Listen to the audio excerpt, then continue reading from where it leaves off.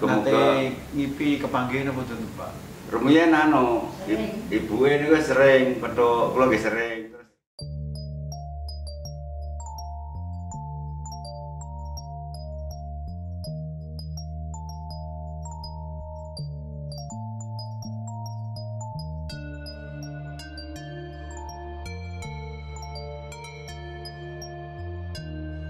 Jam 5:30 badhe teng Sabin. Kula tasih tilem kali mae mboten asal teng Sabin riyen ngetasi bapake. Terus lajeng piyambake yen niku napa niku budal piyambak. Lajeng teng Sabin niku digoleki mbae Mbak Karjana niku mboten enten. Kerjane niki. Dadi tiyang-tiyang matese nggih mboten ketemu kasane iki. Ajmawake niki budale Jumake jam 5:30 jing bulan 8 tahun 2009. Jumake tanggal 17. Dipisane iki dadi pun 21 tahun. Terus masil malih panggih malih, langsung malih panggih niki ping 3 niki sekawan iki. Tiyang Sambersian niku panggih teng Sabin langsung kepene kabur niku mboten dipendhet kalih anane jan niku. Terus tiyang ngasak niku dipun jigok terus kalih tiyang ngasak niku ngeteraken ngene griyane mriki. Dadi nggih kula tampi anune. Ketune niku topine niku kula tampi lajeng sakniki mun kula klerone tengene kali berantas mriku. Terus tiyang sepuh-sepuh larutna ben ketemu ngoten terus nggih kula larutne sak klambine napa niku. Nate ngipi kepanggih napa mboten, Pak? Rumiyin ibuke niku sering petuk, kula nggih sering terus bisa tiap tahun niku gajane iki mboten panggih namung sekilas tok, liwat tok ngoten. Nek sing pas ical sing pertama tapi Mbak wangsul malih kepanggih teng pundi, Pak? Pertama teng Ngancar, kan polisi Ngancar. Terus ya cewek-cewek ke Wadah, Pak, hari-hari sing dibijani.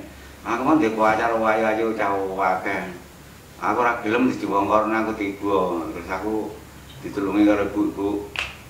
Bayangkara mriko, kantor polisi mriko, Buntu mriko. Sing kedua tenggene Papar. Oh, Papar. Papar kalih tiyang susukan niku dianejak bareng pisan digandhet tiyang tiga padha kepanggih teng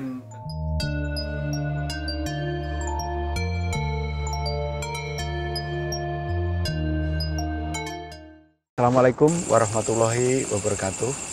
Rahayu sugeng kalising sabikala. Jadi kita saat ini berada di Desa Gampeng, Kecamatan Gampeng Rejo, dan ini merupakan lokasi di mana 21 tahun yang lalu putra Pak Mul itu dinyatakan sampai saat ini belum kembali ke rumah.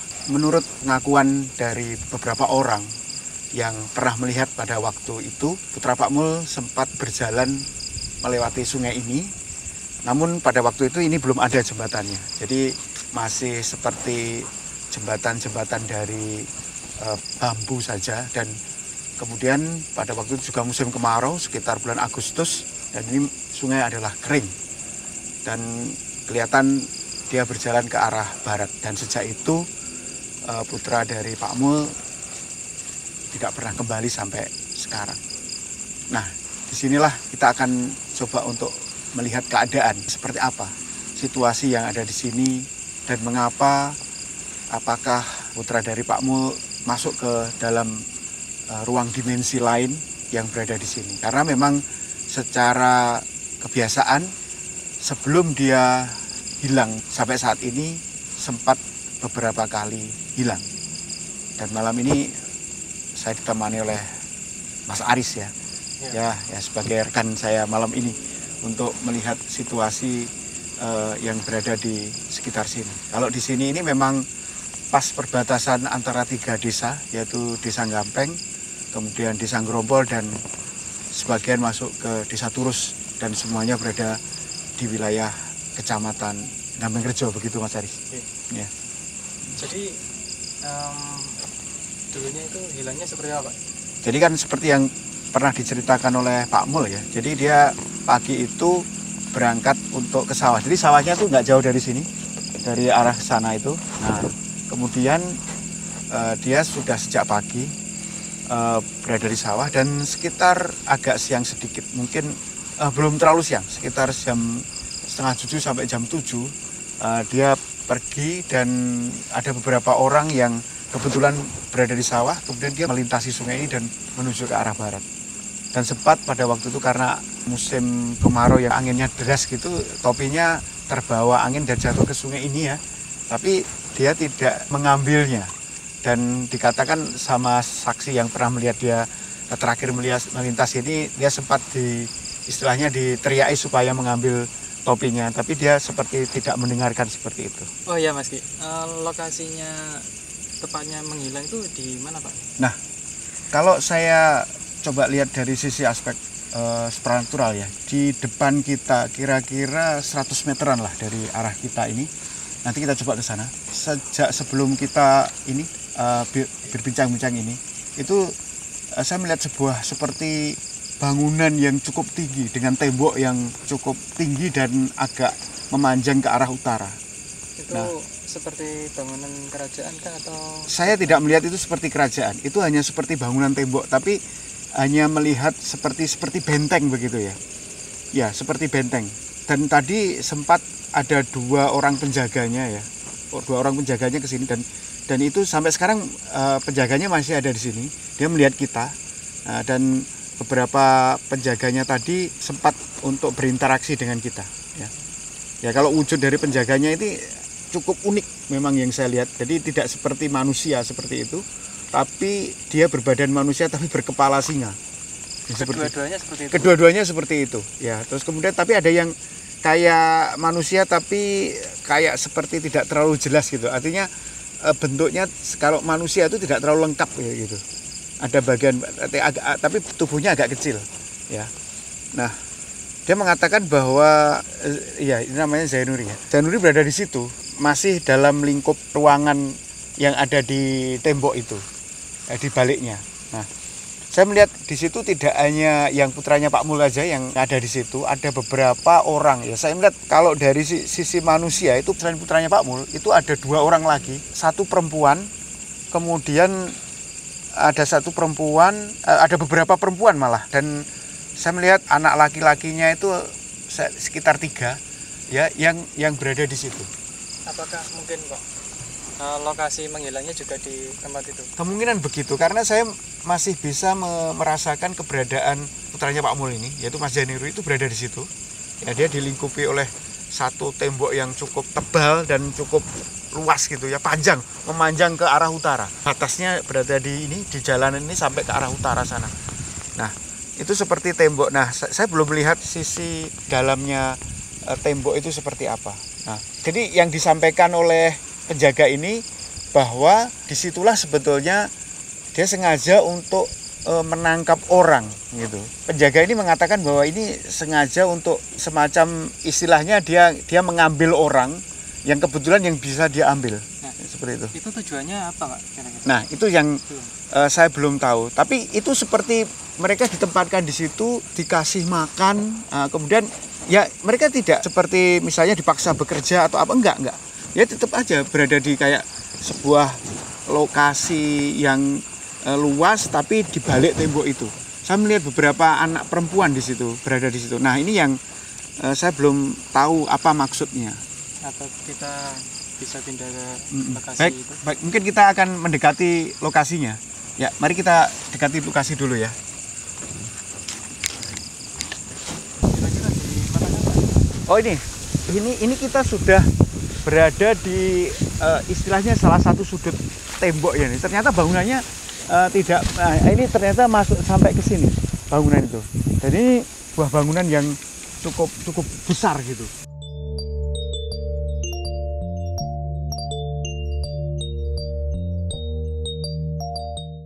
Jadi ini Mas Arifnya. Jadi kita ini sudah berada di pojok bangunan ini. Jadi bangunannya cukup tinggi. Kalau saya lihat kayak seperti Justru saya sebetulnya sekarang kayak melihat anak perempuan masih kecil, hampir 10 tahun sampai 12 tahun lah yang paling dia berpakaian rok gitu, pakai rok warna pink gitu. Saya nggak ngerti, dia seperti mengontak saya bahwa dia dibawa ke sini itu kira-kira udah sekitar hampir 2 tahunan. Katanya dia dari desa Plosorejo, dari desa sebelah. Anak-anak yang saya belum pernah dengar sih sebetulnya ada anak hilang di Plosorejo. Ini kan tadi sekitar jangka waktunya 2 tahun. Yang paling lama itu berapa tahun? Kayaknya yang putranya Pak Mul, yang Mas Jenuri itu yang lama. Yang paling lama. Paling lama. Jadi lama, terus kemudian ada yang dimasukkan lagi ke sini itu 18 tahun yang lalu. Nah, ini laki-laki. Nah, saya coba untuk ingin mengetahui sebetulnya di sini ini mengapa mereka kok ambil anak-anak itu dibawa ke sini gitu. Mereka mengatakan bahwa ditahan gitu ya, di sini ditahan. Kemudian itu semacam penguasa gaibnya wilayah daerah gitu. Dan dia katanya ini bagian untuk membuat desa itu tetap damai, tentram, dan istilahnya sesuatunya itu masih terlindungi katanya seperti itu. Tapi ini pasti ini sesuatu yang ya kalau saya sendiri ini pasti saya nggak setuju lah gitu loh. Jadi alasannya begitu. Sesuatu yang harus dibayar untuk untuk kesejahteraan di sini, keseimbangan di sini. Tapi ini saya tanya ke ini, mengapa kok dia ngambil beberapa anak yang memang Mas Jen itu salah satunya yang masih. Jadi untuk keseimbangan dan semacam untuk menstabilkan suasana yang di sini katanya seperti itu. Tapi ya ini sesuatu yang nggak benar ini kalau menurut saya. Ya, artinya istilahnya dari sisi apapun ya gaib apapun ya harusnya nggak melakukan seperti itu. Nah, memang nggak terlalu banyak. Ya maksudnya jadi pertanyaan di benak saya itu di alam mereka itu bagaimana interaksinya mereka, apakah saling membantu atau gimana gitu? Enggak, mereka sendiri-sendiri saja. Mereka bisa saling tahu. Tapi mereka jarang sekali untuk melakukan kayak komunikasi. Artinya seperti ya kalau kita katakan sekarang satu sama lain seperti kita ansos gitu loh. Tapi mereka saling tahu. Dan mereka tahu bahwa mereka dalam posisi yang terkunci di alam tersebut. Sehingga mereka pengen balik gitu. Nah, dengan alasan bahwa dia mengunci dari dunia manusia, kemudian diambil oleh mereka dengan alasan untuk menstabilkan wilayah sini, pasti ini sesuatu yang ya saya anggap ini sesuatu yang nggak benar ya gitu. Ya dengan alasan apapun ya kayak gitu. Ya. Nah ini memang diambil dari berbagai tempat, tapi lokasinya nggak jauh dari sini, sekitar sini aja. Jadi saya kepikiran ini juga. Setiap desa itu kan punya pertanyaan, Pak. Betul. Itu apakah ada hubungannya dengan ini? Nah, ini kayak sebuah dia mempunyai otoritas gitu. Kayak punya kekuatan sendiri dengan berbagai alasan begitu ya. Nah, memang dia tidak bisa diintervensi oleh masing-masing kekuatan leluhur dari masing-masing desa atau para danya dari berbeda sekat. Iya, itu beda. Jadi walaupun kemungkinan misalnya di sini ada Dayang Gapeng yang sangat terkenal juga ya, Mbak Sunan Bugito dan Nyai Ronce, istrinya, suami istri yang berada di sini.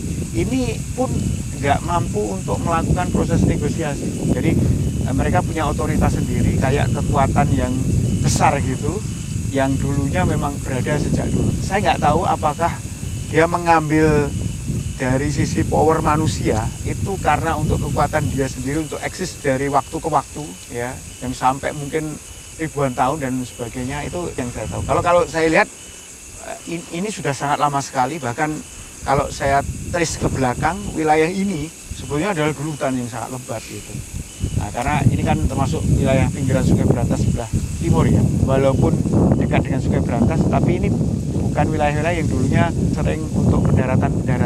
Jadi kalau dari sini kita lihat 10 kilo dari kota Kediri yang memang untuk pendaratan, tapi di sini masih merupakan hutan yang sangat lebat dulunya.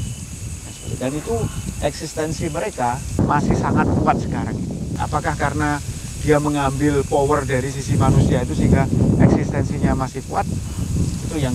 Itu yang bisa menjadi kemungkinan. Ya, tapi memang salah satunya adalah itu, untuk itu. Dengan alasan seperti menjaga kestabilan di sini. Tapi sebetulnya itu adalah untuk eksistensi mereka, untuk untuk supaya mereka kayak dari sisi dunia manusia itu dimanfaatkan sebagai apa ya, diambil sisi powernya yang seperti itu. Apa ya? Apakah mungkin biar kita itu takut dengan itu atau gimana? Salah satunya begitu. Nah, dia kan pengen sekali kita coba untuk bernegosiasi dengan berbagai hal ya, misalnya menggunakan sesaji atau menggunakan apapun lah yang bisa kita korbankan, tapi itu sebenarnya akan dapat dikatakan nggak terlalu berpengaruh. Nah, saya belum bisa melihat bahwa ini kekuatan ini bisa ditembus sampai mampu orang untuk membongkar situasinya sehingga misalnya anak-anak yang hilang itu bisa dikembalikan. Nah, ini kan kalau dari sisi apa yang saya lihat di sini itu kan seperti gedung yang tinggi atau mirip penjara yang kotak yang gitu loh, yang tapi besar banget gitu loh. Yeah. Nah, itu terus dan lokasinya itu tidak banyak seperti ornamen itu enggak ya, seperti tembok tebal keliling gitu aja, tapi kelilingnya jauh banget, sampai mungkin dari sini tuh memanjang tuh bisa kira lebih setengah kilo lah, 500 meter. 500 meter. Itu searah ke sana ya, kayak lokasi, dan itu ada banyak penjaga. Walaupun saya tidak terlalu melihat penjaga-penjaga yang sangat banyak itu enggak, tapi beberapa tempat lokasi-lokasi itu ini dipenuhi penjaga, dan penjaganya sama modelnya, badannya keker tapi wajahnya wajah seperti singa. Nah, rambutnya pun ini, kalau singa itu ada gitu. Ada seperti rambut yang rambut singa, walaupun kalau posturnya kayak manusia. Kalau pakaiannya dia tidak pakai baju gitu, tapi dia pakai seperti prajurit zaman dulu, tapi wajahnya bukan wajah manusia gitu. Kalau boleh tahu itu material bangunannya kalau di dunia nyata itu terbuat dari apa gitu? Kalau itu seperti kayak batu hitam kayak gitu loh. Tapi warnanya di sini nggak terlalu hitam, agak kehijau-hijauan gitu loh. Ya, ditata gitu. Enggak, halus saja. Halus seperti memanjang halus gitu aja. Nggak, tapi memang ada cerkuan-cerkuan seperti kayak pondasinya lebih besar yang seperti itu ada. Kemudian pojok-pojok itu ada pintu, termasuk di sini. Di sini adalah kayak pojok pintu. Makanya di situ ada penjaganya. Nah, jadi ini ada pohon ya. Ini kita ini berada di samping kayak pintu gerbang ke arah situ, tapi tertutup.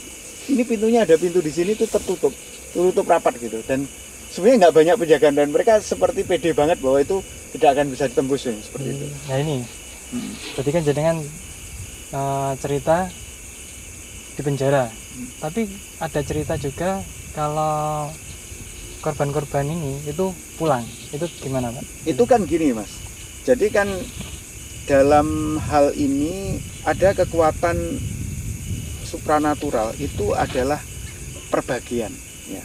Makanya kalau pulang itu pun tidak bisa nampak, karena itu roh halusnya, roh rasanya yang pulang.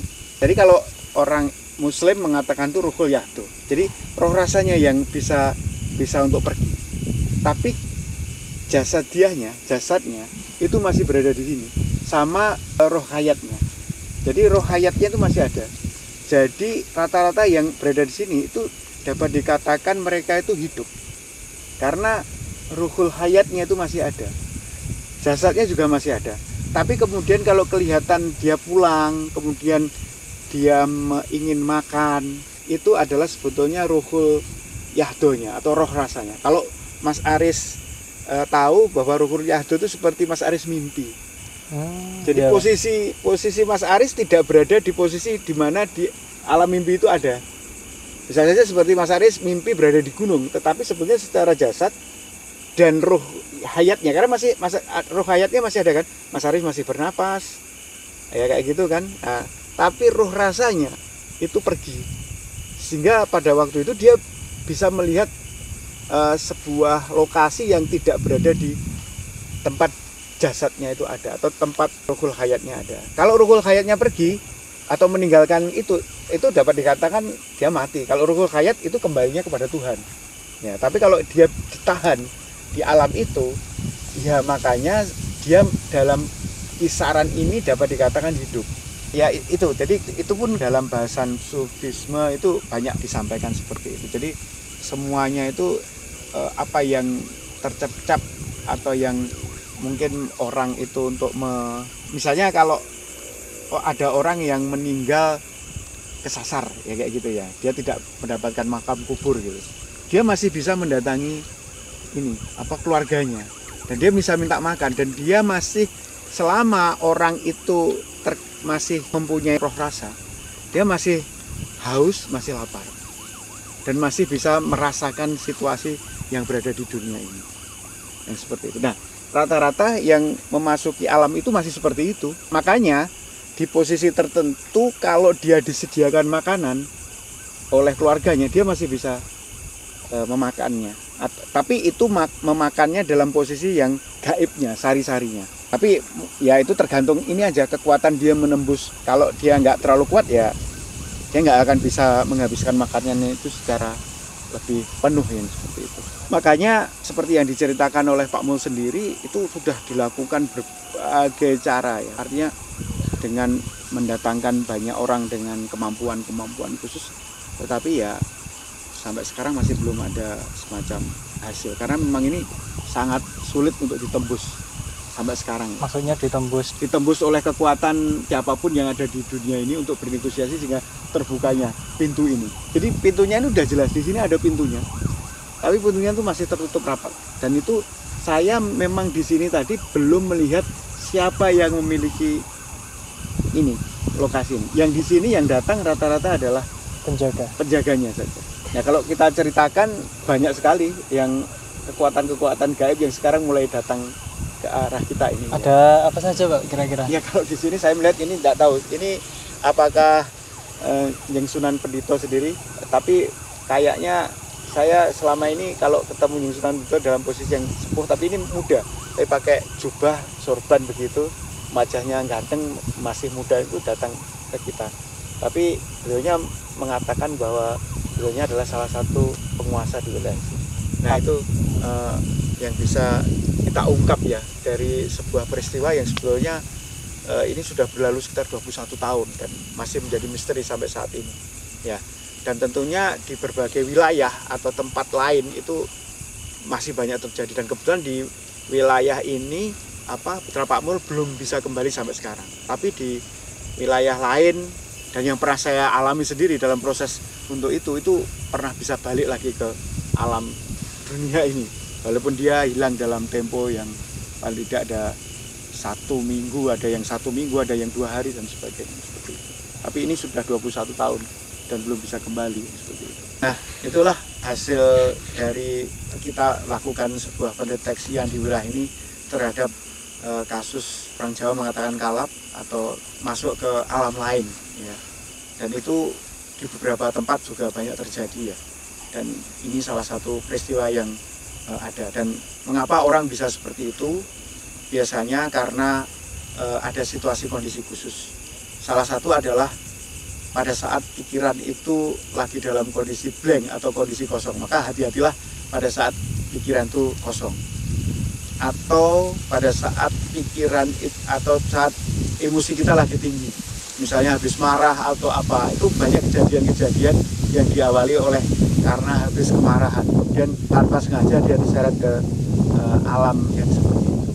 Nah, kemudian dan penyebab lain. Nah, maka dalam hal ini bagaimana kita tetap menjaga situasi dan diri kita supaya kita tetap dalam situasi ini, pikiran kita tetap dalam pikiran yang tenang, pikiran yang tidak, kalau orang Jawa mengatakan gerambiang seperti itu.